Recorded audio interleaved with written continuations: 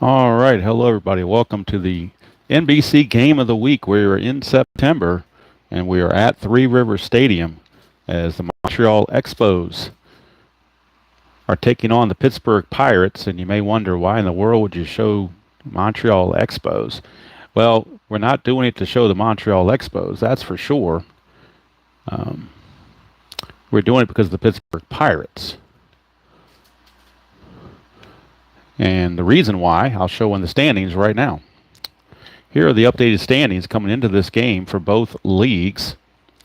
And in the National League, the Pirates now have fallen on kind of hard times. They are now 4.5 games back of the Phillies, 4 games in the loss column.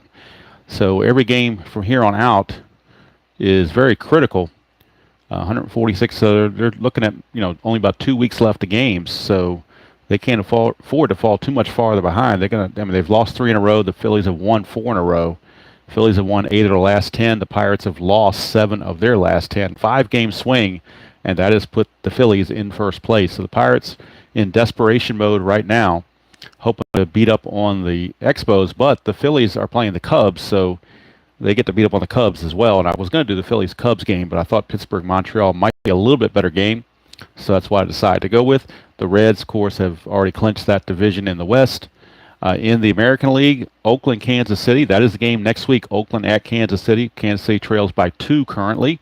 So next Saturday will be Oakland and Kansas City. And in the American League East, you got a 3-team race between New York, Boston, and Baltimore. And 2 weeks from today, it is a doubleheader, New York and Baltimore, in a doubleheader from Yankee Stadium. And I'm deciding whether I want to play one game of that doubleheader or play both games on the same stream. That might be a little bit weird to try to do that, but who knows? Maybe I will. We have to wait and see how it plays out and how the standings change between now and then to see where we're at. Hello, Robert, Brian B., and Jimmy Jam. Appreciate you all checking in. I know college football is, in the wings now, so that's why it's a little bit harder to do these things on a Saturday when it's football season, but you got to do it at some point. If I'm a little winded, it's because I just finished cutting grass outside and raking in the yard and whatever, so it's not hot, but it's warm enough if you're doing work that you sweat a little bit, and so I just finished that. That's why I'm a few minutes late. I wanted to start this at 1 o'clock sharp, but a few minutes late because I'm trying to get everything straight from that and get everything organized. Looking at the computer screen, let me move this out of the way. That's no longer necessary. Pitching matchup for today's game. Dan Worthen, a lefty for the Expos. He was 8-6 with a 3.11 ERA in the real season. Against Doc Ellis, 8-9 with a 3.79 ERA, and as Robert already pointed out, Expos won this game in real life 5-2. Hello, Tim, Cleve baseball fan, and Ron, how are you doing? All right, let's see what happens here. Now, one interesting thing is that Barry Foote for the Expos is injured, out for the season, so they finally moved Gary Carter back to catcher. He was been playing outfield pretty much the whole season, but in the later part of the year, he does take over as the full-time catcher. So that's a good thing to have Gary Carter catching. I do have the little base running, let's put this over here, the little base running adjustments there. I don't really have any place to put it on screen to make it fit, at least not to make it fit well. So I'm thinking what I'm going to do is just have this off to the side, and when there's a throw from an outfielder, I'll bring this back out. But pretty much they're identical, as it turns out. The left and center fielders for both teams have +1 arms, and the right fielders for both teams have a -1 arm. And so that's the adjustments there. So if we need it, I'll bring it out. Got dice, Pittsburgh is the home team, so the Pirates will be using their own color dice. Hopefully not. Hello, Joel. How you doing? Hopefully not tainted dice. Turn this thing this way. Trying to check, and it looks like the board's almost crooked a little bit. So let's see if I can't get everything in here. I think that's okay now. I think everything is fitting okay. Best I can tell. I think it is. I did print the score sheet, so I do have that here handy. And when the game is over, I will input this manually into Replay Baseball, PC Replay Baseball, to update the records and give the proper team credit for victory. And we'll see what happens. Again, Pirates almost in a must-win situation, down by 4.5 games to the Phillies. They are in desperation mode, so probably going to pull out all the stops in this one. I think Danny Murtaugh was still the manager in 75. He's going to be pulling out all the stops. I think Chuck Tanner came along later. I'm not sure.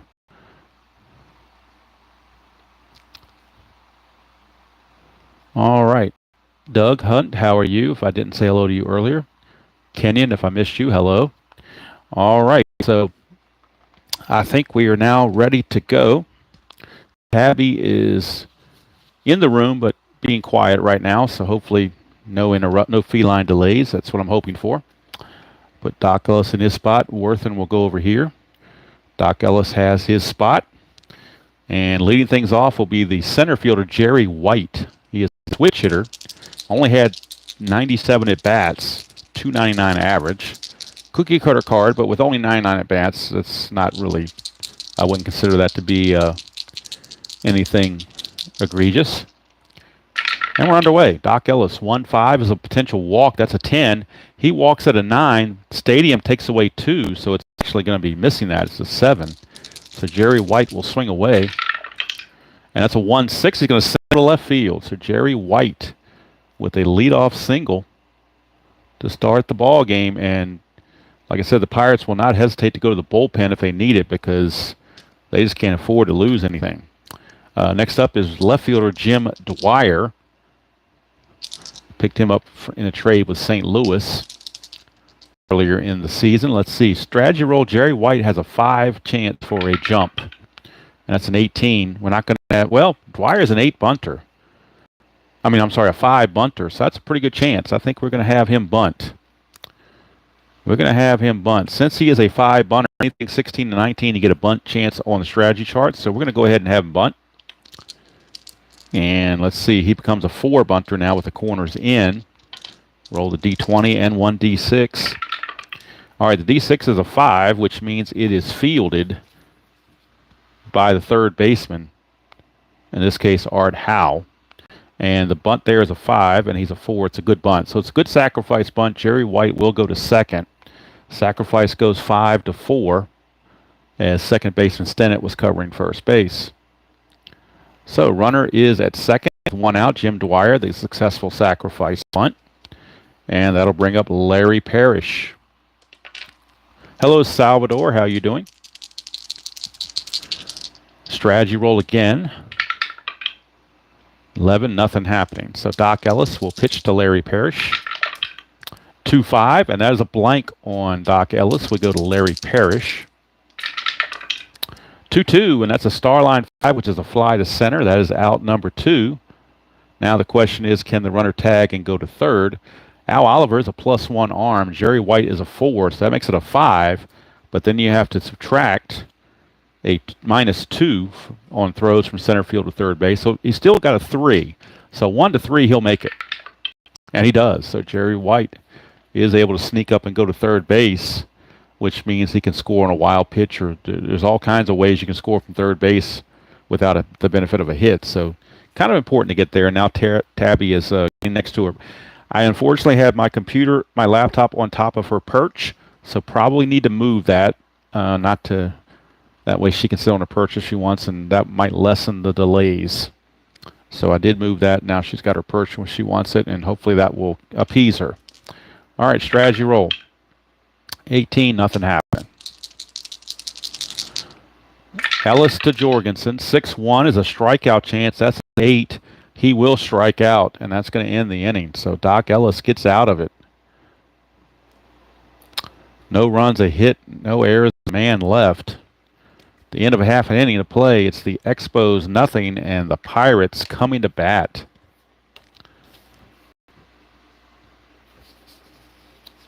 So Expos miss an opportunity there to try to get on the scoreboard.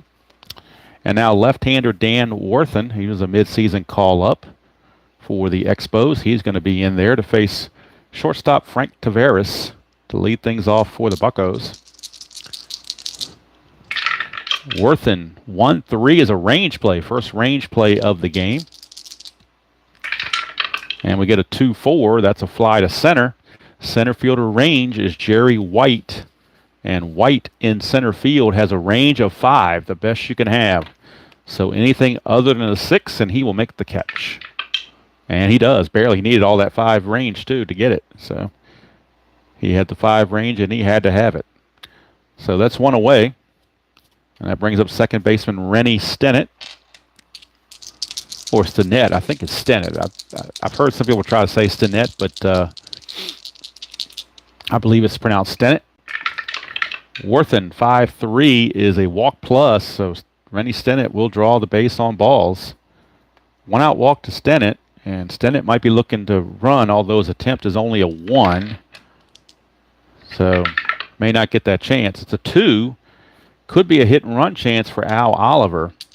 Doesn't strike out that much, so this is a good opportunity for Al Oliver to do a hit and run. So we're going to do a hit and run with Al Oliver. See if we can get Stennett on the move. First things first, Worthen will pitch. 1-6 is a strikeout chance to Oliver against the lefty. That's a 10. Oliver, though, will not strike out. Oh, yes, he will. I'll take it back. 9 and a 1 makes it a 10. Hit and run, let's see. Does that strike out? Let's see here. Let's see. Remember my rules here.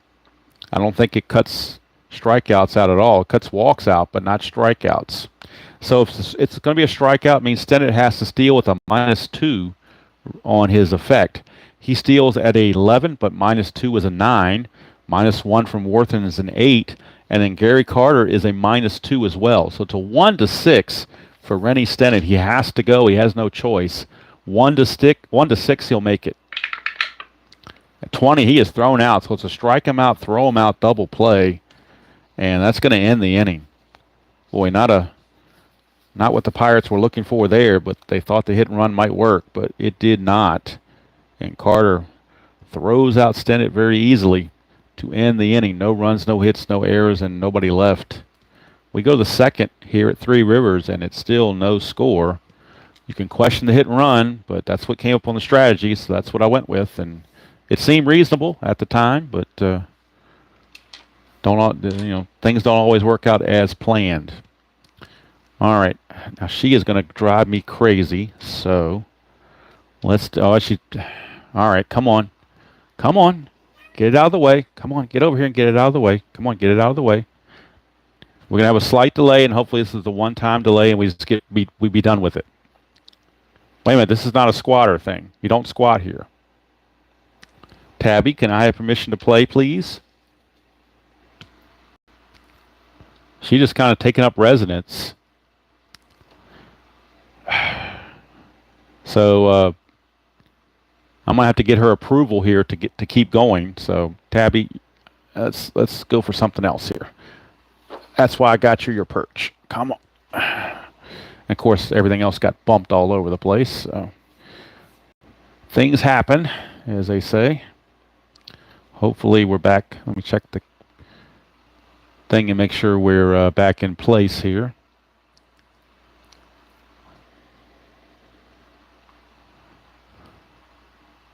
Hello, Beatles. I'm about to send Tabby to an octopus's garden in the shade. That counts. So we go to the top of the second. And it's Ellis Valentine leading things off for the Expos.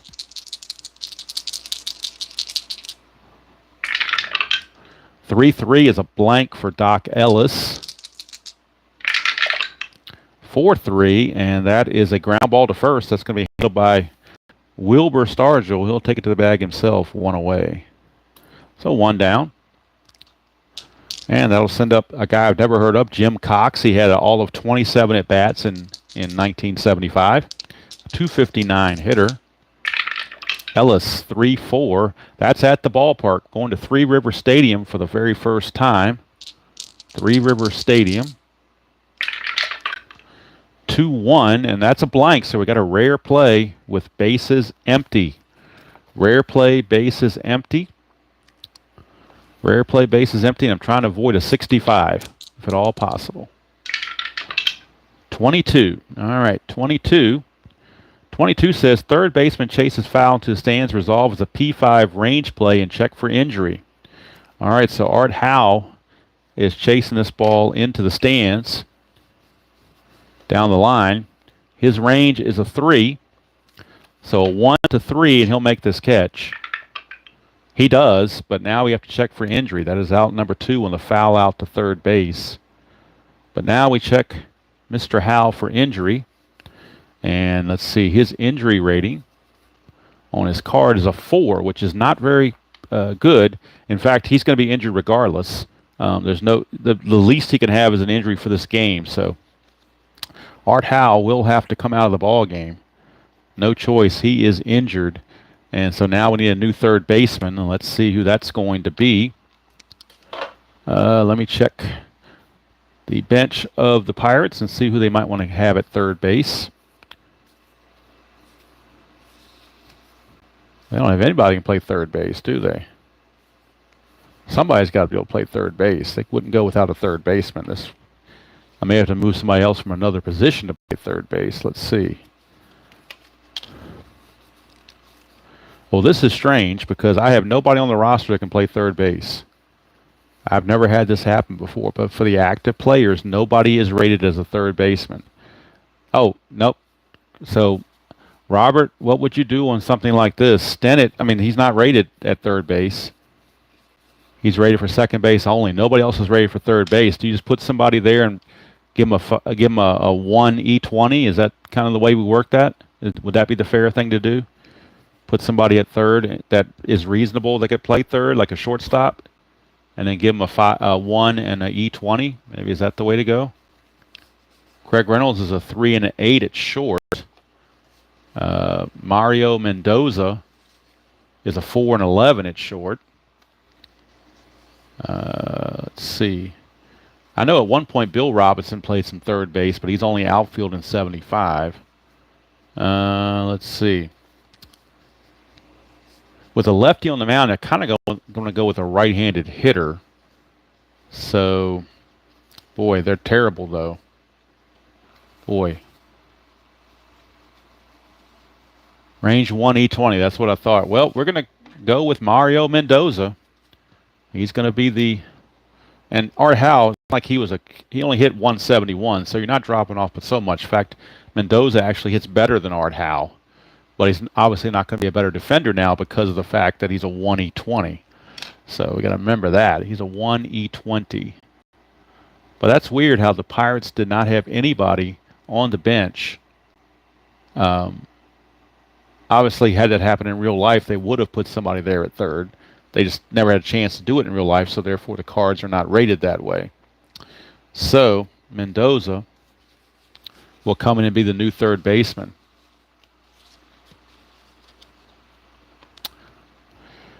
And again, he's a 1E20, so we'll keep an eye on that. And again, that rare play strikes, doesn't it? All right, so here's Gary Carter, the kid, with 2 outs and the base is empty. And I need to update my score sheet with Mendoza and write in that he is a 1E20. And his speed, let's see what his speed was. Mendoza's speed is a 3. All right, so Gary Carter against Doc Ellis. 1-1 is a blank. We go to Gary Carter. That's a 3-3. That's a ground ball to second. That's going to end the inning. So 3 up and 3 down. Go the Expos.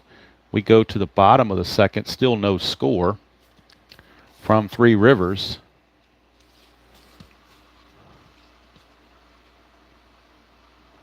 All right, he did play one game at third base, but like I said, he's not rated that way by inside pitch. I guess you got to have more chances than that. He maybe didn't have any putouts or assists or something. I don't know. So that's probably why they did not list him that way. So that's who we're going to go with, and we're just going to have to roll with a 1E20 and just hope we don't get a ground ball that way. Hello, Ron. How you doing? In case I missed you. Joel Orl, in case I missed you. And already said something to Beatles, I believe. So hopefully. Let me check one more thing. Tabby is still close by, but I'm thinking she's on her perch. She's going to stay there, and I won't have to have any more delays if I can help it. So, Willie Stargell against Worthing. 4-1, and that's an automatic out against a left-hander. That's a double star line. And it will be a fly to right field. So Stargell flies out to Ellis Valentine for out number 1. And that's going to bring up Richie Zisk. Richie Zisk. 6-2, double question mark is a pitcher result. Against a right-hander, 1-3 is a single, but that's a 17.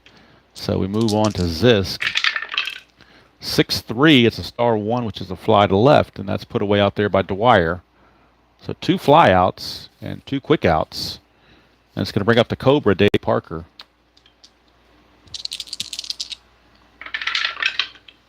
5-4, and that is an automatic out on Parker with that double star line. Worthing tough on the lefties.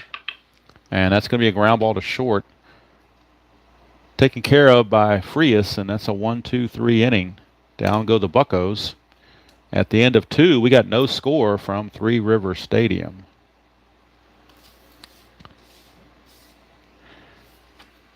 And Pepe Frias will lead off.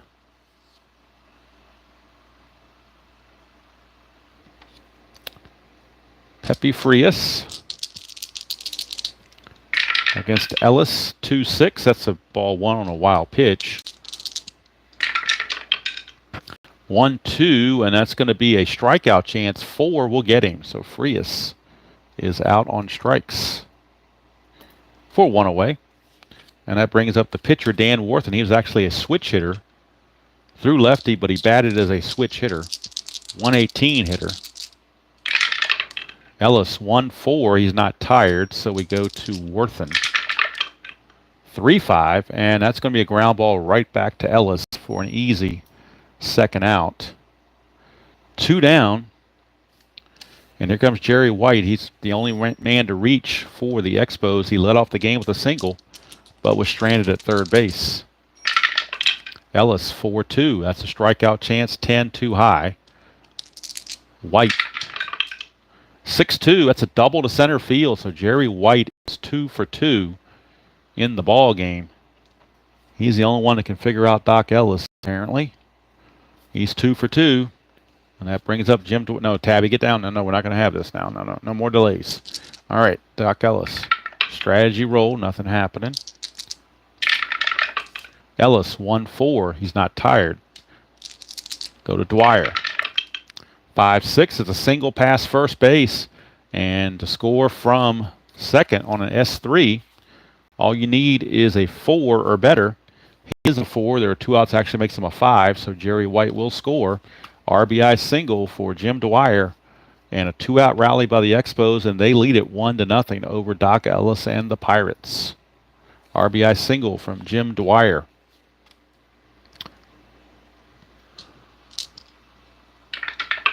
Strategy, nothing happening. Here's Larry Parrish. Ellis 5-1 range play. 6-5. That's a single pass short, but it's a range play. Shortstop is Taveras, Frank Taveras, and his range is a 4. So 1-4, he will take that hit away. And he does. So saves a hit there. Does Mr. Taveras. And that's going to end the inning. Tabby, watch out. Tabby's trying to claw my charts now, so it's a good thing they're laminated. All right, so that's going to go 6-3, we'll say.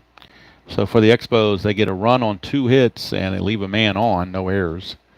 Go to the bottom of the third, it's 1-0 Expos. Pirates now, again, must-win situation. If they have any chance to catch the Phillies at all, trailing by 4.5 games with about 2 weeks left. So here's Manny Sanguillen, 5-4, and that's a blank to a right-hander. Would have been an automatic out to a lefty.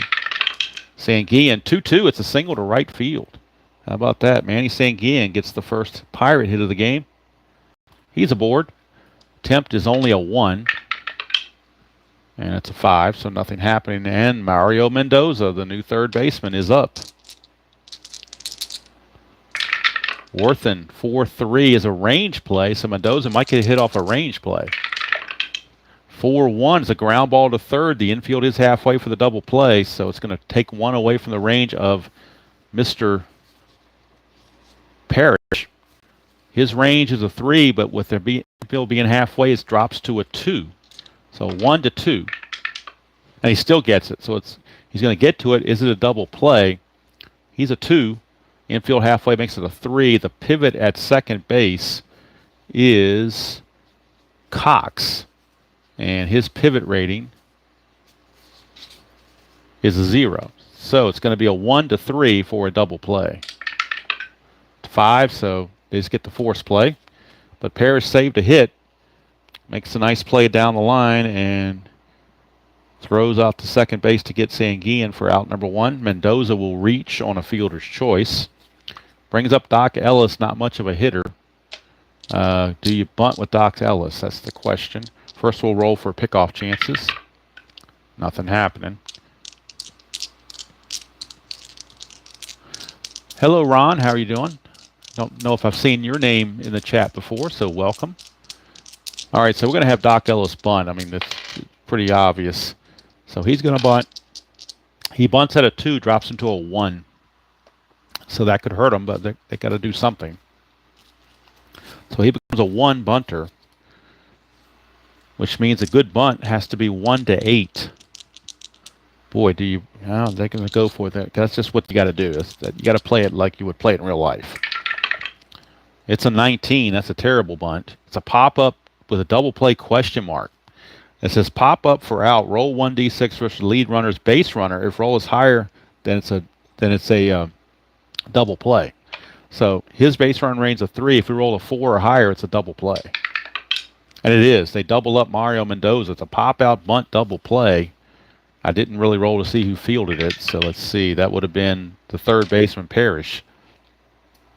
So the out's going to go pop to the third baseman, and then Parrish throws to first to get Mendoza, who had gone way too far off first base, for the double play. So for the Pirates, they get a hit. No runs, no hit. No runs, 1 hit, no errors, and nobody left. At the end of 3, it's 1-0 still by the Expos. So that didn't work out too well for the Pirates, but it seemed like the thing to do, to bunt with the pitcher, who is not a good hitter. But sometimes those strategies will backfire. All right, Mike Jorgensen is your batter for the Expos. He struck out his first chance. 1-0 Expos, top of the 4th. Must game for the Pirates. 6-6 is a strikeout chance. 8 will get him. So Jorgensen is out on strikes for out number 1. He is 0 for 2 with 2 Ks. Rough day there for Jorgensen. Tabby is settled in on her purse, so she's doing well. Hopefully she stays that way. Ellis Valentine is up 4-5. That's a range play. Valentine is first time up, grounded to Stargell. 3-5, and that's a ground ball to third. And what do you know? It's a range play to Mario Mendoza, who's a 1 because he's out of position. So this has to be a 1 for him to make the play. It is not. It is a single or a double. It is a double down the line for Ellis Valentine. Double down the line for Ellis Valentine. Snuck it right past Mendoza. And that's where that injury really hurt him there. I'm not sure if Hal would have gotten to that either. Looks like he probably wouldn't, but still, when you have a 1 there for a range, it kind of is deflating. All right, so strategy roll for pickoff, nothing happening. So here's Jim Cox. Ellis, 2-3 is a walk chance. Cox did not walk all season, so he will not walk here. 3-3 is going to ground it to third, and that's going to freeze the runner unless we roll a 6. We do not. So he's got a hold. 2 down, and it's up to Gary Carter. First base is open. They could walk Carter, who's a 270 hitter, and pitch to the 125 hitter Frias. That sounds like a no-brainer to me. They're going to intentionally walk Carter and pitch to the very light-hitting Frias. Nothing on the strategy. Ellis trying to get that final out. 4-4, strikeout chance, 10, got him. So the intentional walk strategy pays off, and they work around that double. So for the Expos, no runs, a hit, no errors, and 2 left. We go to the bottom of the 4th. Still 1-0 Expos. But the Lumber Company needs to get their bats in gear. They need some runs, for sure.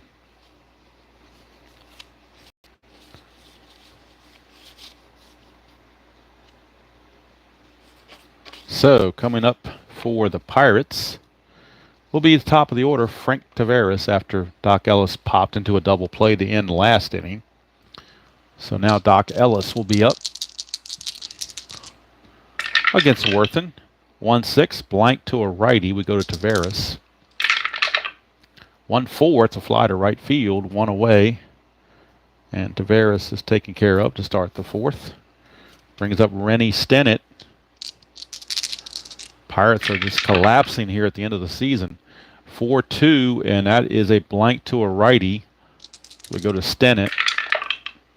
6-5, he's going to single to center field. So Rennie Stennett, a 1-out single. And he was caught stealing when he tried when it was a failed hit and run. So let's see if they can if he can get an actual jump this time. He cannot, and we are not doing the hit and run this time. We learned our lesson, so we're not going to do that again. Worthen, 5-6, strikeout plus. Good thing we didn't do the hit and run, because that's a strikeout for out number 2. Al Oliver, 0 for 2 with 2 Ks. So it's up to Pops to get it done. And lefties don't seem to bother him in 1975.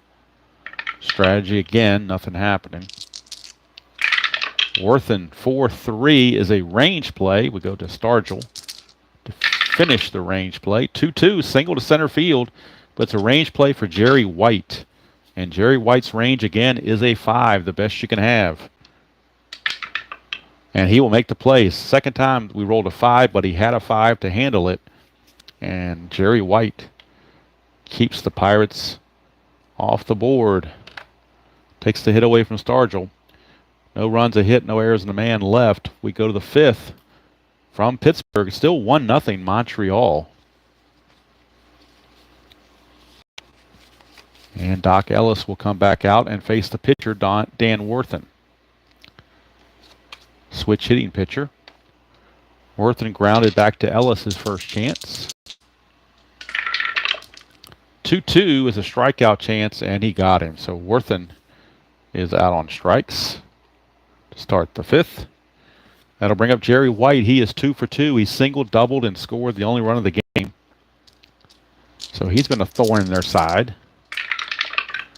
2-2 again is a strikeout, but 17 is too much. White will swing, 3-3. This time he gets to fly to left, and they finally put him away as Zisk hauls it in for out number 2. Brings up Dwyer. He had the RBI single his last time up. 3-5. That's another possible error on a throw. Dwyer, 3-6 is a star line 6 fly to right field. No throw necessary. That's going to end the inning. 1-2-3 go the Expos here in the 5th. We go to the bottom of the 5th. Still 1-0 Expos. Expos won this game in real life 5-2. So Worthen did very well holding the Pirates down in real life as well as much as he's doing it here. All right, Worthen to Zisk. 5-5 is a walk chance. 17, too high. Go to Zisk. 2-3, question mark 8 against a left-hander goes to 9, but that's an 18. So it's just going to be a fly out to center field. Hauled in out there by Jerry White. 1 away. Pirates bats are in a funk for whatever reason. Worthen 2-2 is a walk plus, and that will send Parker to first base. So the Cobra is on with a walk. His attempt is a 2. And it's 20, so a chance of a balk or pickoff error. That is a 9, so nothing happening. So Parker gets back without incident. Brings up Manny Sanguillen. 6-3 is a walk chance. 10 is not going to walk him, so Sanguillen will swing. 6-6, that's a double to center field for Manny Sanguillen. The question is, can Parker score? And we'll bring in the little base running chart here with Montreal to center field, a double to center field. You add 2 to the base running rating, so Parker becomes a 5. So unless this is a 6, he will score. It's a 5, so Parker will score. RBI double from Manny Sanguillen has tied this game. Sanguillen 2 for 2, and Parker sped around and scored to tie the game at a run apiece. And that'll bring up Mario Mendoza. Nothing happening on the strategy. 6-6 strikeout chance. 4 got him. So Mendoza is out on strikes for 2 down. Brings up the pitcher, Doc Ellis. Worthen again, strategy roll. Nothing happening. 5-5, that's a walk chance. 11, he will walk him. So Doc Ellis actually draws the walk. He's a 14, -2 for a 12, but that's an 11. So Doc, and I didn't realize he was a switch hitter also. So a walk to Doc Ellis keeps the inning going. And now Frank Taveras with a chance to put the Pirates in the lead. Nothing on the strategy. Worthen 3-6, strikeout plus, though. That's going to take care of that. That will end the inning. But the Pirates do tie the game on the RBI double from Manny Sanguillen. For the Pirates in the inning, a run on 1 hit, no errors, and 2 left. There were a couple of walks in the inning. And after 5 complete from Three Rivers, we are tied at a run apiece.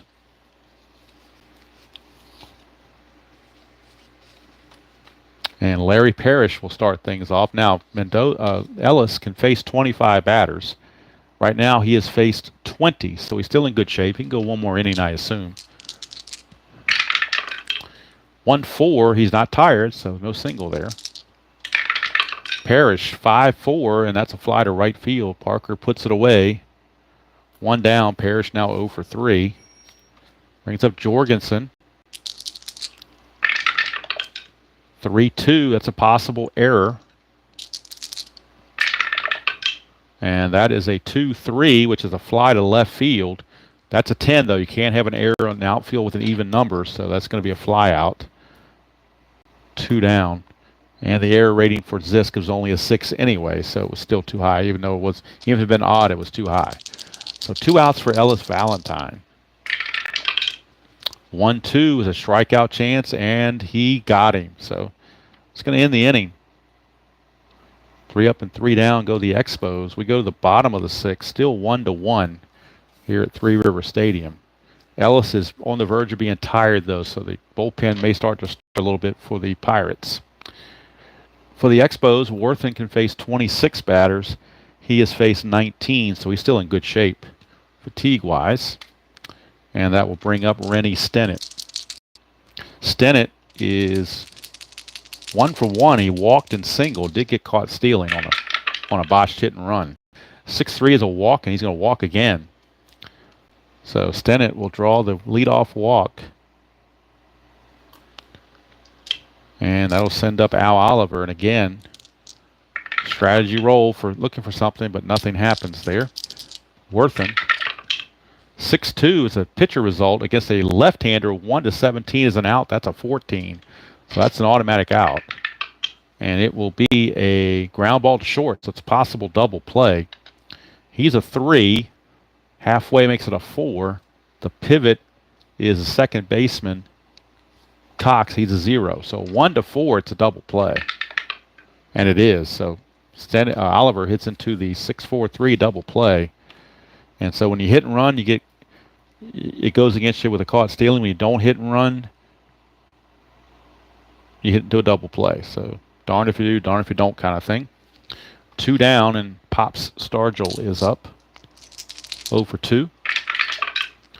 5-6 strikeout plus, making him 0 for 3. And that's going to do it for the Buccos in the third. Or I'm sorry, in the sixth.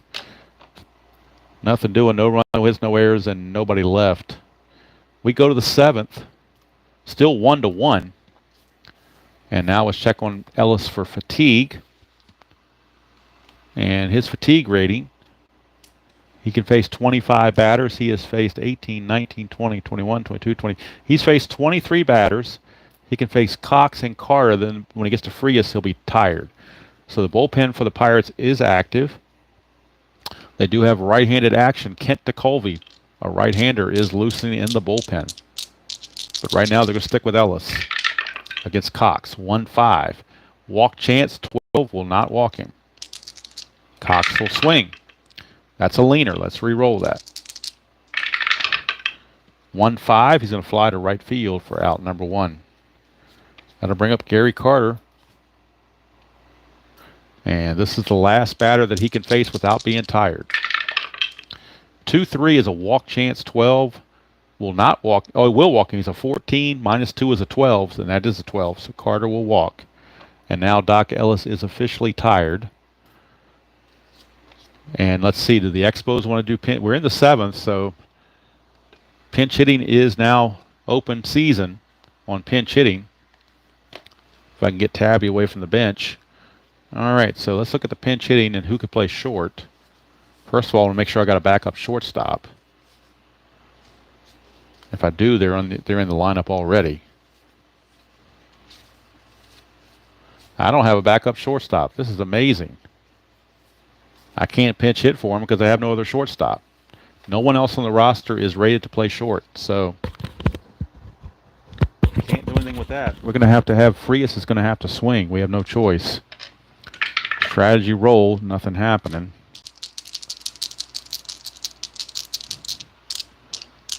Joel, yes, I do. I look at my score sheet and see how many batters they face. So, yes, intentional walks, I do count it. Ellis, 3-2 is a possible error. Frias, 6-1, ground ball to third, possible error, and that's a 1. And he knows at third base, and that's Mario Mendoza.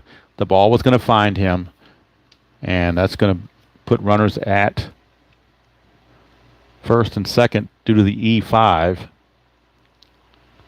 And now, what do you do with Worthen? I mean, if this is American League, Worthen would just keep pitching because he's pitching so well. But you got a chance here to take the lead if you're the Expos. So I'm going to look at their bench and see who they've got that can hit. And, of course, Jose Morales is like their pinch hitter extraordinaire. But they're going with Larry Bentner.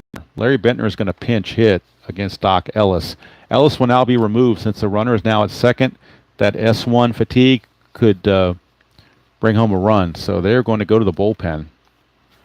So we got a pinch hitter action and we got bullpen action. So timeout for administrative duties. And coming on to pinch hit is Larry Bentner for the pitcher Worthen. So Worthen is out of there. And the new pitcher for the Buccos will be a young right-hander by the name of Kent DeColvey. 1-2 with a 2.25 ERA and 5 saves in the 75 season. So DeColvey is there. So we got DeColvey pitching as the new pitcher, and we got a pinch hitter, Larry Bentner. So the wheels turning in both dugouts here in the top of the 7th of a 1-1 game. Strategy roll. Nothing happening. DeColvey to Bentner. Oh, look at that. Stack them up on the dice. How do you like that? How many times has that happened to somebody? The D20 just stacked right on top of that white D6. So I think you could go like that, but I think it's more fair to re-roll that. That just was weird. I don't want any tainted rolls. All right, here's DeColvey. 3-1. That's an automatic out on a star line. Nothing tainted about that. Let's see what the out is. It's a 1, which is a ground ball to second, possible double play. He's a 3. Infield halfway is a 4. Pivoted short to Veras is a 0. So 1 to 4, and there's a double play. And it is. Double play gets him out of the inning. Boy, Kent DeColby came in and did the job. Larry Bentner, on the other hand, did not. But Kent DeColby getting it done keeps the Expos off the scoreboard. He induces the 4-6-3 double play to end the inning. So, no runs, no hits, 1 error, and nobody left. 7th inning stretch time at Three River Stadium. And a shameless plug coming in on the 7th inning stretch. We got King Felix against Justin Verlander tonight. I'm sorry, Sunday, because he's off tonight, I think. Is that right? I thought you said you weren't playing tonight, Robert. Is that true, or is this for Sunday, or is this for tonight? Because I thought you said you weren't. Oh, Sunday morning. My bad. I just read that. Sunday morning. So Sunday morning, it is Mariners-Tigers, Game 1 of the ALDS. Oh, I'm sorry, wild card game. My bad, wild card game. It's the wild card game, and it's going to be King Felix against Justin Verlander. All right, so now the Expos will need a new pitcher as they pinch hit for Worthen. So now, who do they bring in to pitch? Coming up for the Pirates is going to be Zisk, Parker, and Sanguian. So you would be thinking right-handed action. So they are looking at, as a right-hander, Chuck Taylor will be coming on. 2-2, 6 saves, and a 3.53 ERA. So Chuck Taylor will be the new pitcher, right-hander. Chuck Taylor will be facing Richie Zisk.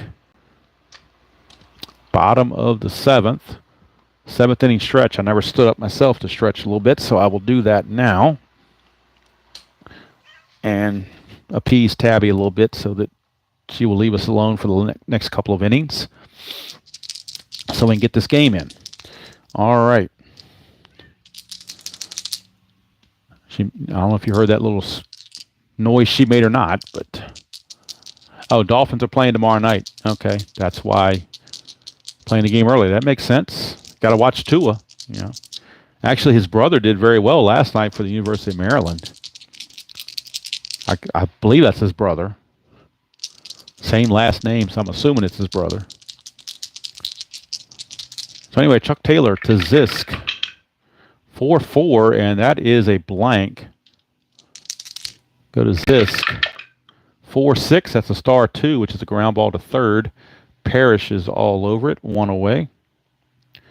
So 1 down, and that's going to bring up Dave Parker.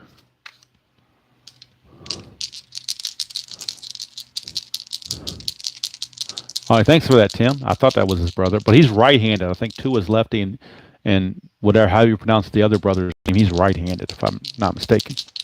All right, Taylor, 5-2. That's a strikeout chance to a righty, but it's an automatic out to a lefty, so he gets Parker automatically. And, whoops, and I just dropped my white D6 behind the table. Boy, that was smart, wasn't it? Snafu there. Hold on, Tabby. Got to get the dice to try to... Should have fallen back through here.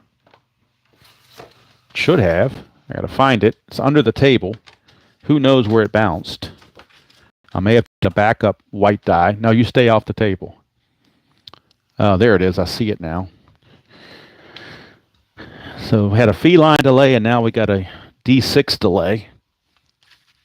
D6 delay.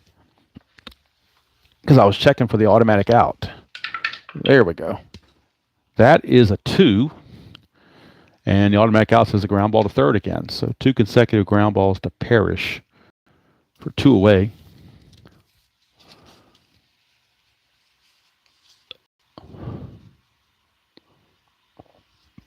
All right, here is Manny Sanguian. And Sanguian is 2 for 2. He singled and doubled. Taylor, 2-1s, possible error. Sanguian, 5-3, and that is a single to first, but it's not going to be an error. It's actually going to be a speed play. That's in that version 3 ruling. It's not going to be an error. We're checking to see his speed. Sanguillen's a 3, so if we roll a 1 to 3, Sanguillen will reach safely 4 through 6, and he's out. That's 4, so they got him. So Sanguillen nipped at first base to end the inning. 3 up and 3 down go the Bucks.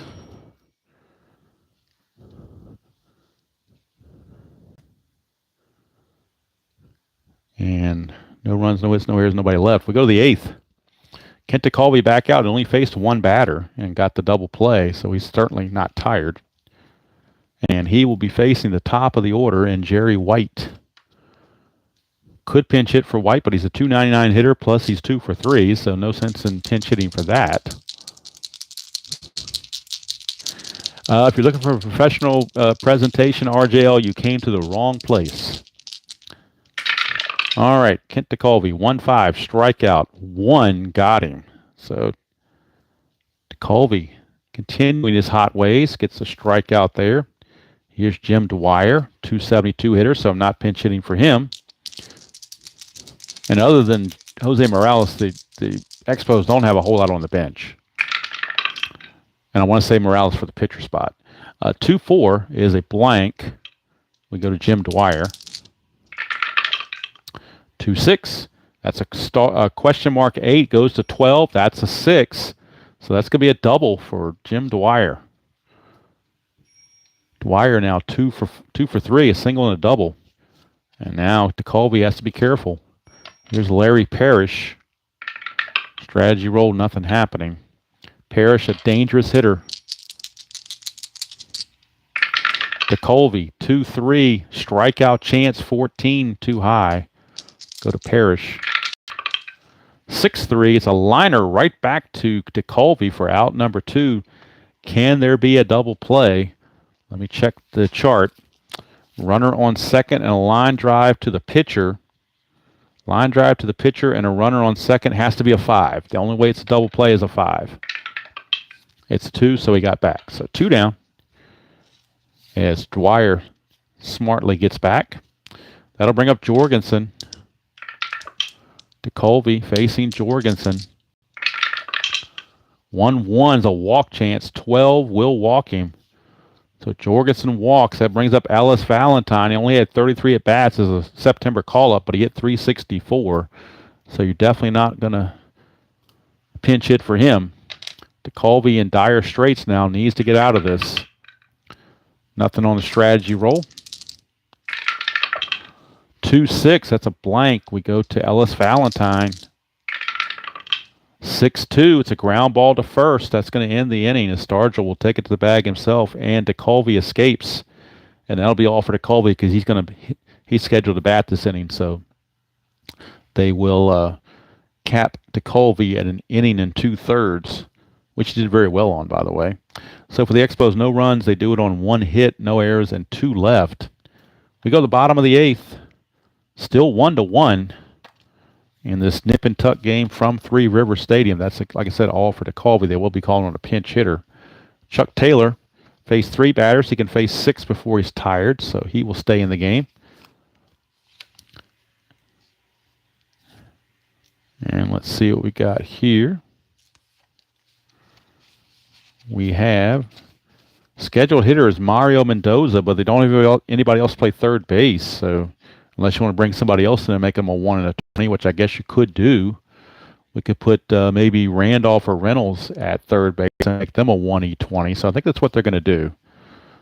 They're going to try to make the most out of the situation, turn the old lemons into lemonade routine, see what they can do. So Mendoza's going to be called back. And the pinch hitter is going to be, well, the lefty they have is Kirkpatrick and Reynolds, but neither one of them are very good. So they're going to go with the highest average they have on the bench. And that would be Bill Robinson at a 280 clip. So Bill Robinson will come on and pinch hit for Mendoza.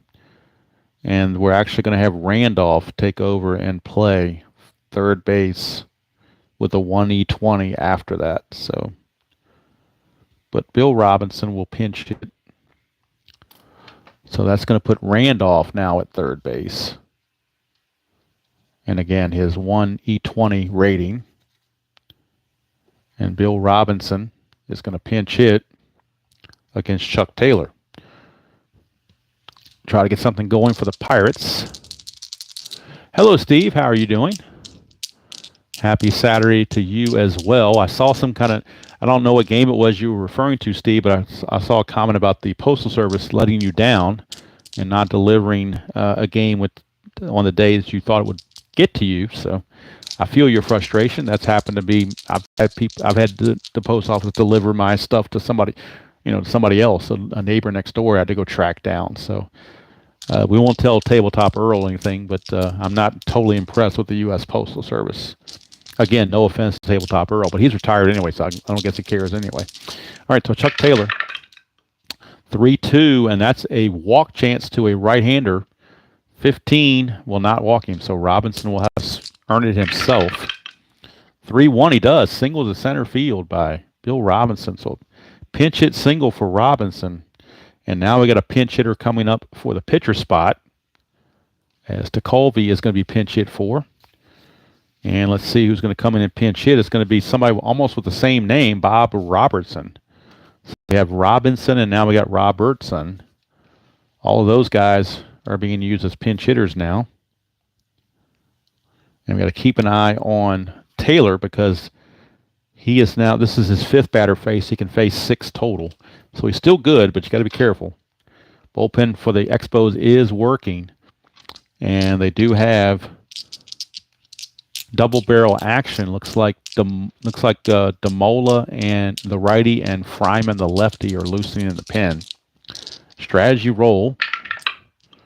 1, so he does have the attempt with a 1. So he's a 15.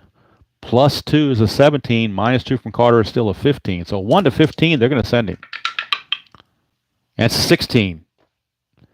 Did somebody say the D20s were evil? Did somebody say that? I could have sworn somebody coined that phrase about the D20s being evil. There you go. Caught stealing. Caught stealing. 1 away. Boy, that's a bummer if you're the Pirates. Should have had the odds. Should have been successful. The odds were in your favor. All right, so Randolph coming to be the new third baseman now in the top of the 9th. But Robertson's still up there now with the bases empty. 6-1's a strikeout, 4. He got him, so Robertson is gone too. So the pinch hitting for Robertson and Robinson connection just imploded. Now there's 2 outs and nobody on for Frank Tavares. Taylor, this is his 6th batter, so he'll be tired after this. 3-1 is a walk chance. 13 is too high. Tavares 4-5, and that's going to be a single past the pitcher against a right-hander. So Tavares will single with 2 outs. Taylor is now tired. Strategy roll for Tavares. Nothing happening. Rennie Stennett is the batter. They're going to let Taylor go one more time, but left-hander. They got left-handed action in the Expo bullpen because lefties are coming up next, that being Al Oliver. So they do have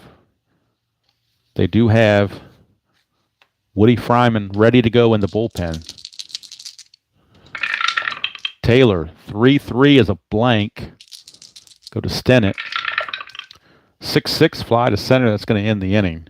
So that'll do it for Taylor as well, as he's going to be pinch hit for in the next inning. So Taylor got it done. We go to the 9th. Still tied at 1. Pirates will need a new pitcher.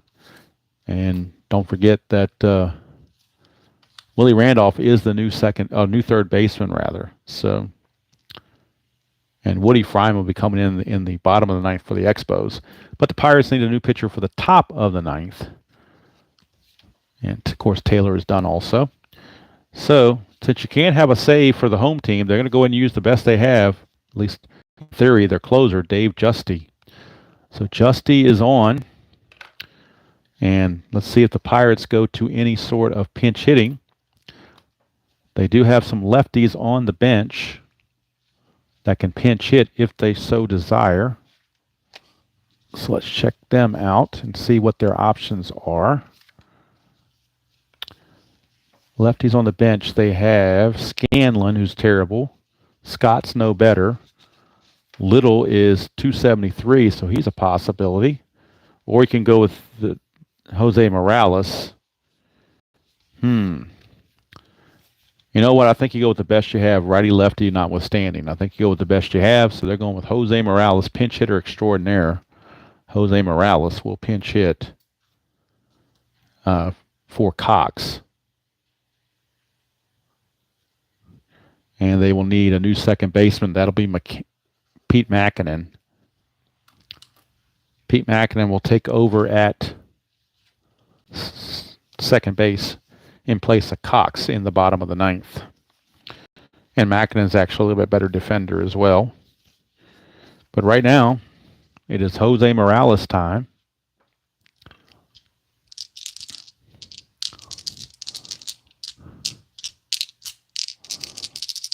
All right.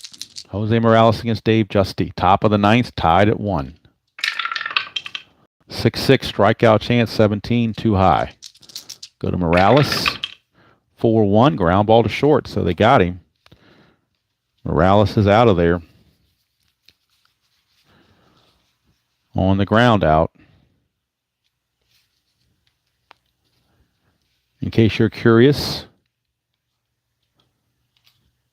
Little would have been out also, so it didn't matter who I used. It was going to be out either way.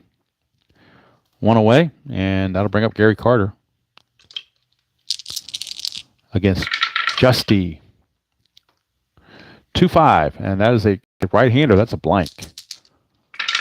Carter, 5-4, fly to right field. That's 2 down as Parker puts it away. So 2 down, and here comes Frias because they have no other shortstop. They have to stick with Frias. They have no choice. 5-2 is a walk chance, and he will walk him. So Frias draws the 2-out walk. Even though the stadium is a -2, he's a 5, and that's a 3. So it fits, and now we need a pinch hitter for the pitcher, Chuck Taylor. And now they will go to Jim Little, who they were going to use instead of Morales before, but they'll go to Little now. So Jim Little will pinch hit against Dave Justy. Strategy roll. Nothing happening. Justy, 6-1, is an automatic out to a lefty. And the out will be a ground ball to third. They're going to say that Randolph will throw to first to end the inning.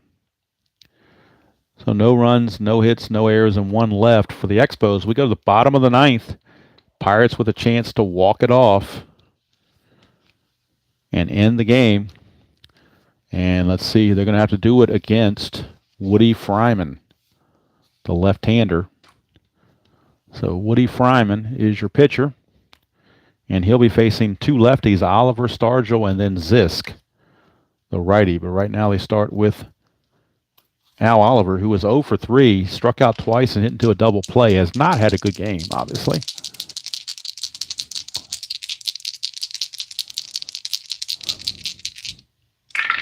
Fryman, 2-1 is a strikeout plus, and Oliver again will take that wrath as he's a 9. The plus is a 19, plus from the stadium's a 1 makes it a 20, so the 16 fits. And Al Oliver will be out on strikes to start the bottom of the ninth. Here's Pops, Willie Stargell. He's got a 20 in his home run category, so if he gets a chance for a home run, which would have to be on the ballpark because it can't be on Fryman's card. 6-2 is a strikeout chance, 12, and he got him. So Stargell out on strikes, back-to-back strikeouts. So Fryman strikes out the 2 lefties. Now he's got to deal with Richie Zisk. 6-6 hit by pitch. 3 and a 5 is an 8, but that's an 11, so no hit by pitch. 3-4, and that's a fly to right, and that's going to end the inning. And we go to extra innings here at Three River Stadium, with the score tied at 1 apiece. And now Justy, let's see, he faced 4 batters. So he can go a couple of batters before he gets tired. He'll be out there to face the top of the order, Jerry White, Jim Dwyer, and Larry Parrish. Ramon Hernandez, a lefty, is loosing in the Pittsburgh bullpen. Justy to start the 10th, 4-6. That's a question mark pitcher result. He's not tired yet. 1-4, he's automatic out, but that's a 6. So White as a switch hitter will not be out. 4-4 he is now. It's ground ball to Stargell at first base. 4 out, number 1. So White is out of there. Dwyer steps to the plate. And this is the 6th batter, last batter before he's tired.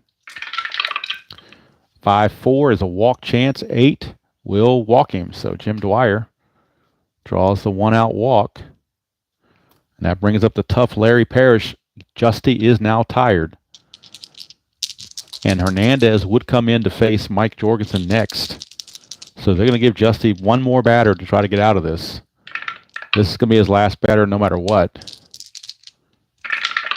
Justy, 6-1 against a righty is a blank. Go to Parrish. 5-5, question mark 8 against a righty. It goes to 13, but that is a 14. Just missed it. Against the lefty, he would have tripled. But against a righty, it's out of range. It's just a fly to center for out number 2 that Al Oliver tracks down. But they don't like how Justy just got hit there, so he is coming out of the ball game. And left-hander Ramon Hernandez will be coming on. He will be coming on, and let's see what we've got. What do they want to do here? 1, 2, 3. Yeah. All right, so Ramon Hernandez is coming on. Left-hander Ramon Hernandez to face the left-handed hitting Mike Jorgensen. So it is a lefty-on-lefty matchup. 7-2 with 5 saves and a 2.95 ERA. And Jorgensen not quite as good against the lefties, so that's one of the reasons why it will be. Hernandez, nothing on the strategy. 5-1, hit by pitch. 10, minus 10, though, is a 0, so no hit by pitch. But Jorgensen will swing. 2-4, it's a fly to right field, and that's going to end the inning. So Hernandez gets the job done. And we go to the bottom of the 10th. Nothing has changed. We are still sitting at 1-1. And Fryman is in again. Fryman faced 3 batters in the 9th. He can face 7, so he's definitely good to go. And the first guy he faces is the Cobra, Dave Parker. He has a 20 there, so he has the capability of walking this thing off. We'll see. Fryman, 4-4, possible error on a throw. So we go to Parker. 6-6, that's a single to right field. No throw is necessary with no one on base. So there will not be any kind of error. Plus there was a 20 there. Would have been an error anyway. But Parker leads off with a single. He did steal 8 bases on the season. His attempt, though, is only a 1. And that's nothing happening there. So here's Sanguillen. And Sanguillen has been the offensive star for the Pirates. He is 2 for 3, a single and a double. His double drove in the only run of the game for the Pirates back in the 5th. Fryman, 2-6 is a walk chance, 16 too much. Go to Sanguillen. 3-3. He's going to line it right to second base. That's out number 1. Is there going to be a double play? Can Parker get back in time? Runner on first. Line out to second base. A 1 or a 2, and he gets doubled off. And he gets doubled off. So Parker gets doubled off, a line drive double play. And boy, the Pirates thought they had something cooking there, but then they hit into that line drive double play. Definitely kills the rally. And now you got Willie Randolph up there with 2 outs and the bases clear. 4-2, and that's a blank to a righty. So we go to Randolph.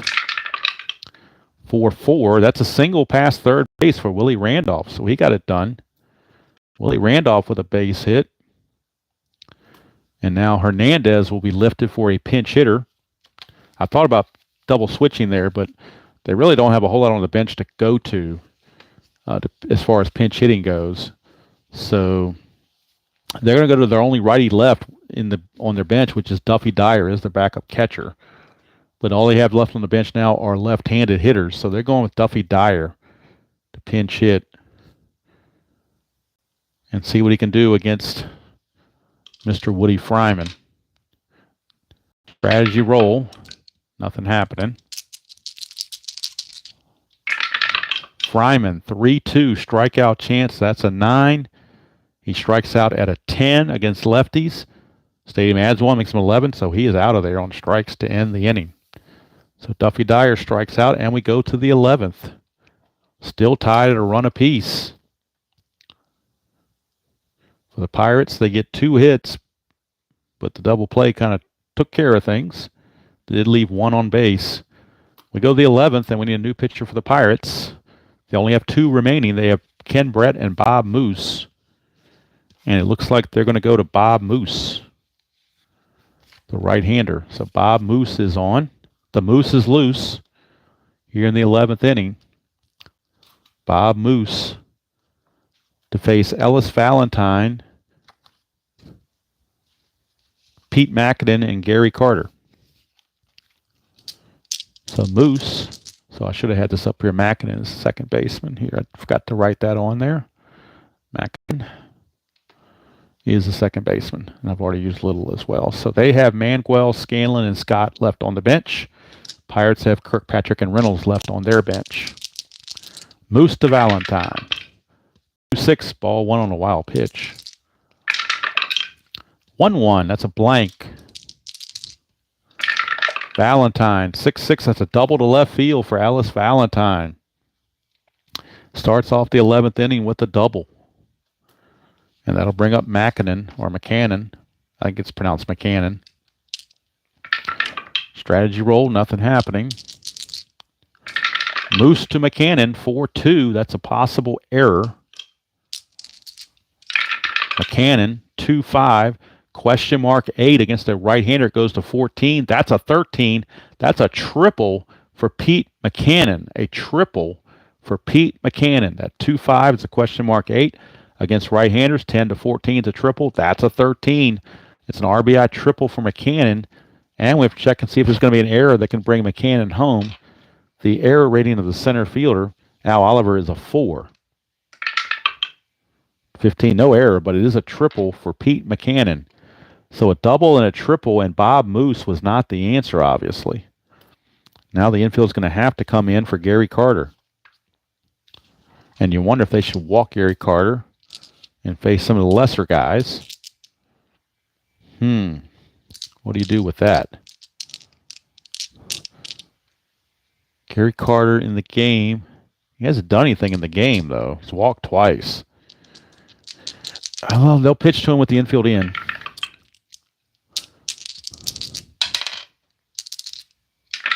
Moose, 2-2. Ballpark card going to Three River Stadium for Gary Carter's at bat. 5-5. That's a fly to right field for out number 1, but it could be a sacrifice fly. Carter's sacrifice fly rating is a 2.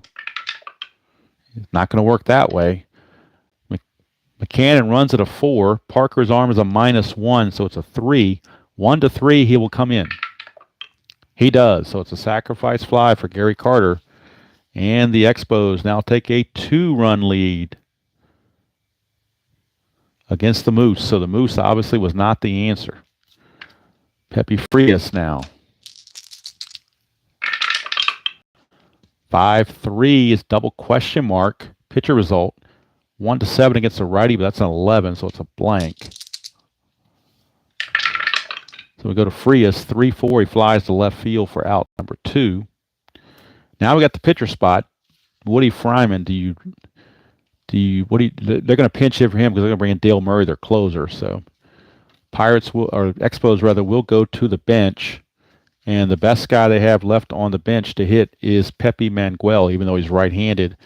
But Scanlon hits 183 and Scott hits 182. So they're going to go with Mangual. Pepe Mangual will pinch hit against the Moose. 1-2, and he gets a straight-out single against Bob Moose. What do you think about that? Wow, straight-out single. Keeps the inning going for Jerry White. Strategy rolls are no longer necessary. Moose, 6-2, hit by pitch, 0, +4. That's a 1. He hits him. So Jerry White reaches. And that's going to be it for Moose. He's going to be asked to leave the game and not come back. And they will go to Ken Brett out of the bullpen. Last pitcher they have in the bullpen is Ken Brett. So they will go to him to try to get out of the inning. Ken Brett. They've used all their pitchers now. Brett, 5-2, strike, automatic out against the lefty.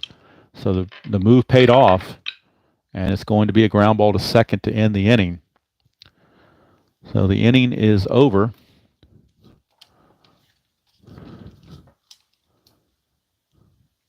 But 2 runs come in to score.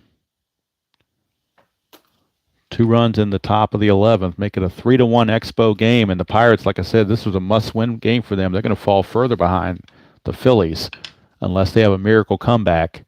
And they've got to do it against the Expo closer, who happens to be Dale Murray. And Murray was 15-8 with 9 saves and a 3.96 ERA. And he'll be facing top of the order for the Pirates, Tavares, Stinnett, and Oliver. So I guess if you're the Pirates, you got who you want up there. You got all your best top hitters. So let's see what happens here in the bottom of the 11th.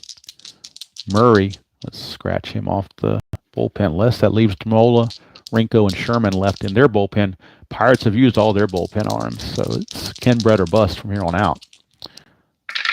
Murray, 6-1, pitcher result. Against a right-hander, 1-12 is a single. That's an 8, so Tavares gets a leadoff single. And could the Pirates be looking for 9th inning magic? Strategy roll. Nothing happening. Not going to steal. Here's Stinnett. 6-1, again pitcher result. 1-12 is a single, but that's a 14, so it's a blank. Go to Stinnett. 3-1, it's a single pass first base. Tavares runs at a 4, so he's liable to get third base. I believe he does. Yes, he does. So Tavares motors to third. Runners are at the corners. Nobody out against the closer, Dale Murray. And that's going to bring up some lefties coming up here now in Al Oliver. Could go to lefty Sherman, but Murray's your closer, so you kind of have to stick with that, you would assume. Strategy roll for pickoff. Nothing happening. Infield's back. They'll give it the run to get the double play. Murray, 2-2. Possible error on a throw. Oliver, 4-1. A single to short. So that will score the run. The question is there going to be an error on the throw? That's a 3. So the shortstop in this case is Pepe Frias, and his error rating is a 19. So there will be an error on the throw. So error on the throw. And let's see, the receiver at first base, Jorgensen, has a range of 4. He gets by him, so that's going to be extra bases. Stinnett runs at a 4. 6, though, he has to hold. So just I believe that's right, RJ. I believe they just get that 1 base since the 6 tops the BR rating of Stinnett. I don't believe he moves up. But it is going to be counted as an E6, and the run will score to make it a 3-2 game. And put runners at first and second with nobody out. And up comes Pops. So could this be a dramatic Pirates comeback? 1 extra base advancement, so that means runners should be at second and third is what you're saying. Because it got past the I guess since it was an error, and they have to move up because otherwise there would be no error there, right? So it has to be moved up to second and third. Okay, so now that puts things in different perspective. They're going to intentionally walk Stargell because his run doesn't mean anything. And he does set up a double play. Oliver is the key run. Stennis the tying run. Oliver's the winning run with Richie Zisk at the plate. So Murray Nothing happening there. So Murray to Zisk. Infield is, boy, do you play? They got to play in. I don't think they have any choice. They got to play in. Murray, 3-4 is a walk chance, 8, and he walks in the tying run, and now the bases are still loaded with nobody out as he has walked in a run. And now with left-hander Parker coming up, do they go to the lefty out of the bullpen, Sherman, because Murray obviously doesn't have it. Sherman, a little bit better ERA, so they're going to pull Murray, their closer, who just did not have it. And they're going to bring in Fred Sherman. Almost an impossible situation. Bases loaded, nobody out. And the tying run, the winning run, 90 feet away. Strategy roll, nothing happening. Sherman to Parker. 3-3, possible error. Could we have a walk-off error in this game? Parker, 5-6, ground ball to first. That is a 16, so there's not going to be an error. Jorgensen's error rating is only a 4. So infield is in.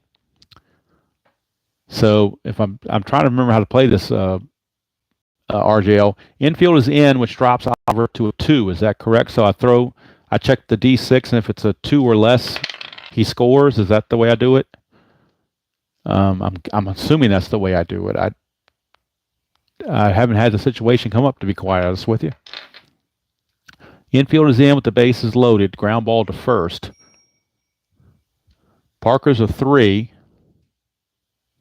But what about, so we're checking for a double play and there's an automatic out at the plate? Is that what we're going for? Or is there any way Oliver can score? Trying for a home to first double play. So that I'm assuming that means Al Oliver is going to be automatically out. The worst thing can happen is a force out the plate and everybody else is safe. Is that kind of what I'm going for? But if it's a 3, then you get the double play. 3 or less, you get the double play. I think that's the way you were referring to that, if I'm not mistaken. We'll roll for it. It's a 1, so that should be a double play. Is that correct? It's a 1, so it should be a home to first double play. So it's a 1, so it's a home to first double play if I'm reading this correctly, which means Oliver is out, Stargell goes to third, Zisk goes to second, and Parker is out, and there are 2 outs. So home to first double play makes 2 quick outs. So Fred Sherman did his job. Sanguillen is your batter. He will be walked intentionally because it brings up Willie Randolph. So Sherman needs to get out of this with 1 pitch. He can get out of this thing. Strategy roll again. Nothing happening. Sherman, 6-4, and that is a wild pitch chance. That's a 17. There is no wild pitch. It would have been a walk-off wild pitch. But 17 says no. Just ball 1. 3-4, it's a range play, but since there's 2 outs, everybody is back. Here's Randolph. 3-2, it's a ground ball to short. It's all up to Pepe Frias. Pepe Frias' range at short is a 4. A 1-4, and we go to the 12th inning. 5 or 6, and the ball game is over. It's a 2, so we're going to the 12th inning as both teams put up 2 spots in the 11th. And Ken Brett's got to come back out. And he's going to have to hit and everything because he's the only pitcher they got unless we go to a starter that is on the roster that could start or could relieve, I guess. I'll check any of the starters and see if they have relief ratings at this point. So let me get my lineups all together. Sisk, Parker, Sanguillen, Randolph, Stargell in front of Zisk. Okay, we go to the top of the 12th. So hopefully I did that correctly, RJL, with the home to first double play since it was a 1 there. So hopefully that was all correct. We go to the top of the 12th. This could be, if this was one of RJL's games, this could be a Game of the Year candidate. And for the 75 Game of the Week, I think this is the Game of the Year. I think it is the Game of the Year, whether it's a candidate or not. I think it's already won the Game of the Year award just based on what is happening. So we go to the top of the 12th. Ken Brett is up.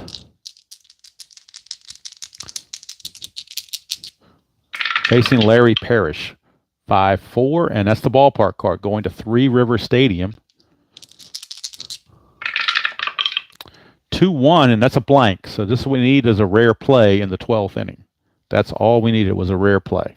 So rare play, base is empty, and a 44. Ball gets in the dirt past the catcher's pads, re-pitch, check for injury for the catcher. Well, if he's injured, I've already pinch hit with Duffy Dyer. So what do you do there?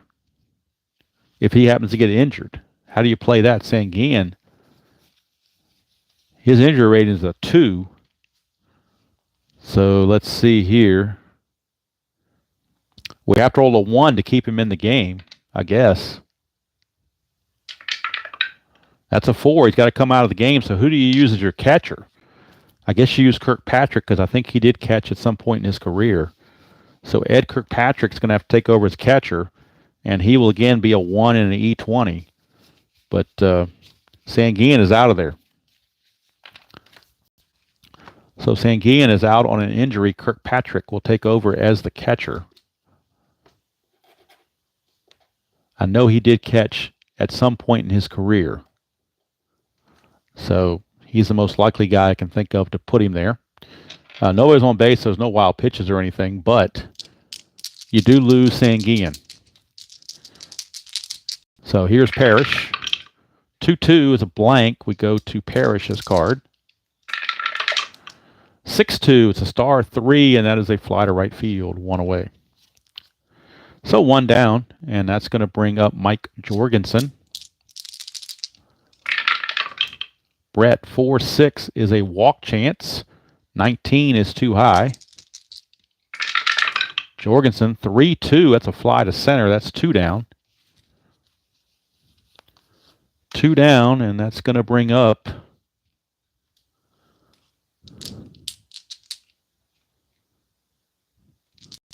Mr. Valentine. 6-6, range play at the park. So we're going to Three River Stadium for a range play. There are 2 outs. I forgot to move this. 1-5, that's a home run to center field. Home run to center field. That's a 12. He's a 15. That is deep. Going way back. Looking up is Al Oliver. And all he can do is watch it go over his head. He doesn't even try to jump. That is in the 3rd row in the upper deck. And Ellis Valentine has just put the Expos ahead by the score of 4-3. A 2-out, 2-run home run on a ballpark result.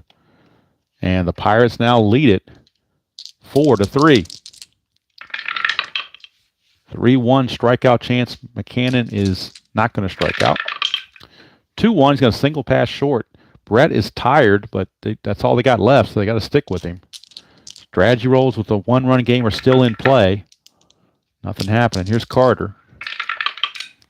4-4, and that's a double question mark. He's got to come out of the game.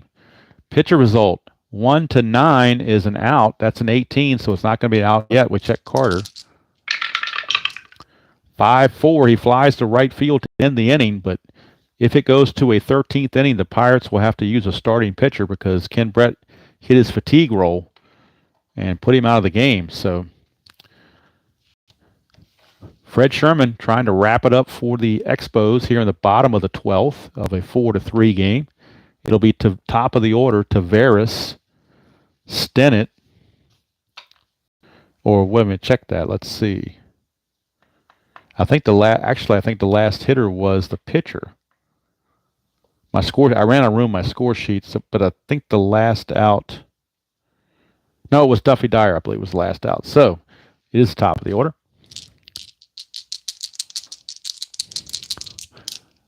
Yeah, thank you, Steve. I remember him. It was on a baseball card or something. I remember him, and he did play catcher at some point somewhere. I just don't know what year it was, but it was very limited duty. I know that. I don't know if it was with the Pirates or with the Brewers. It was one of those 2 teams he played catcher. All right, so it's 4-3, bottom of the 12th. Fred Sherman trying to wrap it up against Tavares. 5-6 strikeout chance, got him. 1 down. Tavares out on strikes. Here's Rennie Stennett. Sherman, 3-6 is a walk chance, and he will walk him. The -2 makes that a 6, but that's a 5, so it fits. Stennett walks. Strategy roll. Nothing happening. Here's Al Oliver. Sherman 1-3 is a blank. We go to Oliver. 6-3. It's a ground ball to short. Potential double play that could end the game. He's a 3. Halfway is a 4. The pivot at second is McCannon. He's a 0. So 1-4, and the game is finally over. 5 or 6, and we keep playing. It's a 2. It's all over. Double play ball. 6-4-3 ends the ball game, and the Pirates take a very crushing loss. A very crushing loss. 4-3 in 12 innings. And the Pirate fans at Three Rivers are not happy whatsoever. What this does in the standings, it now drops the Pirates 5 full games behind the Phillies. They are now 78 and 68. Phillies are 83 and 63. So look at the numbers there. That is 146 games that have been played out of 162. So with 16 games left, the Phillies have a 5-game lead. That's almost insurmountable. Pirates have now lost 4 in a row. So they've been on the downswing, losing to the lowly Expos. Not a good sign for them. Backbreaking for sure. I am kind of glad I switched off. I was going to do the Phillies-Cubs game, but I'm kind of glad I did switch it to the Pirates-Expos because it turned out to be quite the game. And like they say, probable game of the year for the NBC game of the week. My score sheet is a mess for the extra innings, so I don't really have any of the totals I can give you other than the Expos win it 4-3. I got to enter all this into the PC replay computer, and I'll do that for the first 10 innings. Then after that, I've got to go back and watch this video and score it from that because my score sheet is just obliterated. Injuries and people out of positions and all that stuff. But a wild one here. And as RJL says, yes, the stadium does barf. Reds have already clinched, so they're just waiting for whoever's going to come out of the East. And right now it's looking like the Phillies. So we'll see. I mean, like I said, 16 games left and you're down by 5. The Phillies would have to really do one of those 1964 debacles to lose this thing, I do believe. Yes, Brian B., I am doing the playoffs. Correct. Yes, I certainly am. And I'm also going to do them for 1993 as well. The only one I won't do them for is the Yankees because I'm just doing that payoff pitch. It's not really a Yankees replay. I'm just testing the game engine. I just happen to choose the Yankees. So in payoff pitch, I will not do any kind of playoffs of any kind on that 2022. But for this and the 1993, I will. And speaking of 1993, tomorrow night in replay baseball, the ESPN Sunday night game of the week, it is going to be the Pirates and the Mariners from Seattle. And the reason that is important, in the standings, Texas is now tied Kansas City. They're the even heat. Seattle is 5 games back, so they still got a chance. And then the White Sox are in the mix also. So 4-team race here in the American League 1993. Of course, I'm using the Stratomatic computer to sim that and get the standings and whatnot. I'm using PC Replay to do the standings and the simming in the game of the week and the inside pitch, but I'm using Stratomatic for this.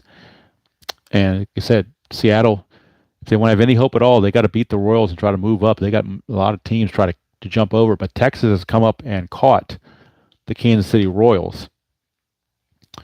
Texas has gone 7-3 in their last 10 games, and Kansas City has gone 4-6. So they made up 3 games to catch them.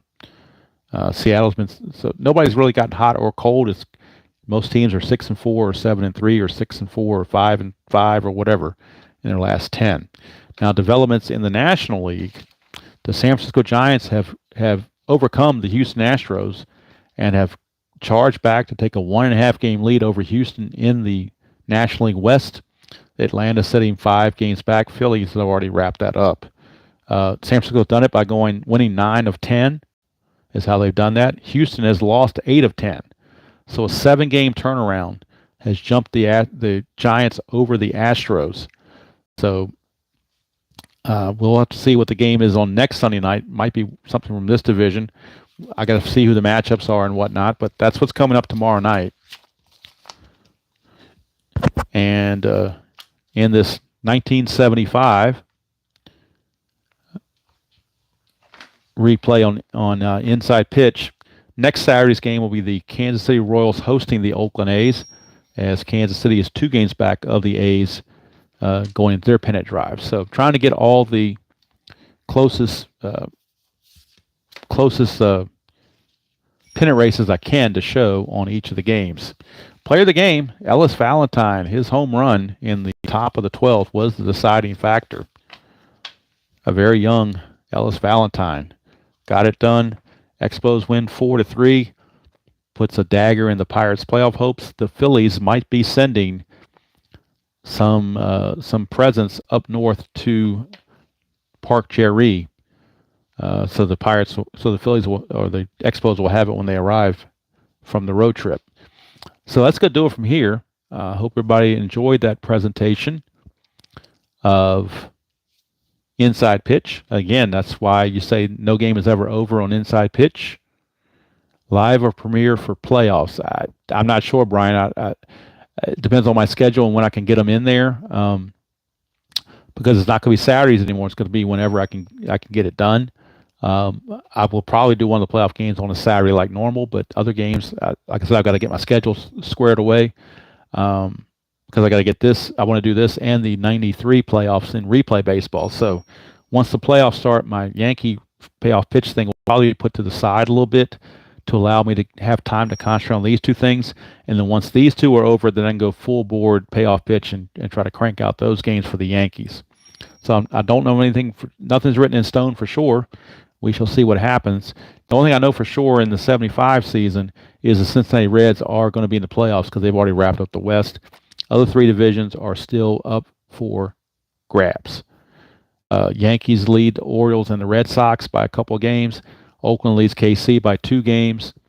And the Pirates now fall 5 games behind the Phillies. So Phillies are the next ones that have a chance to clinch potentially. So unfortunate for the Pirate fans out there, they couldn't quite get it done.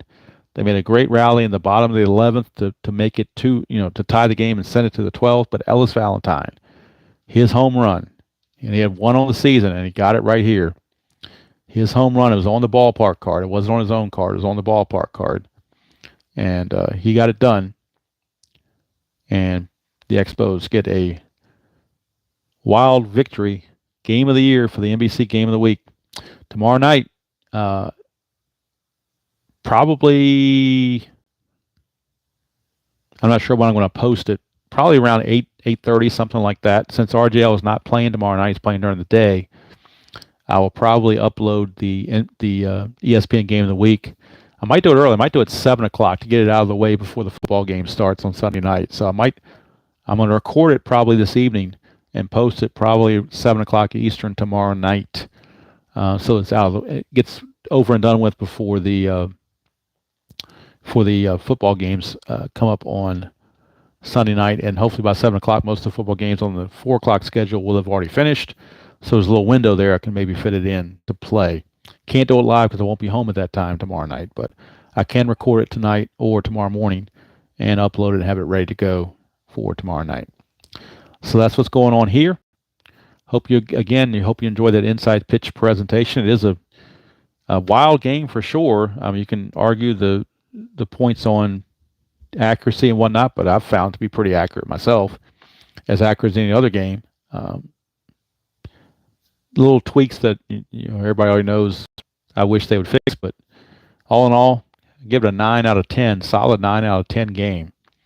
And like I said, you never know from game to game what's going to happen. And case in point, Exhibit A was right here. So, for Tabby and for myself, wishing everybody a happy weekend. Enjoy your college football, your pro football. Hope your team wins. And until next time, which will be tomorrow night, by the way, enjoy playing whatever game you choose to play, how you choose to play it, and I will see you all down the road.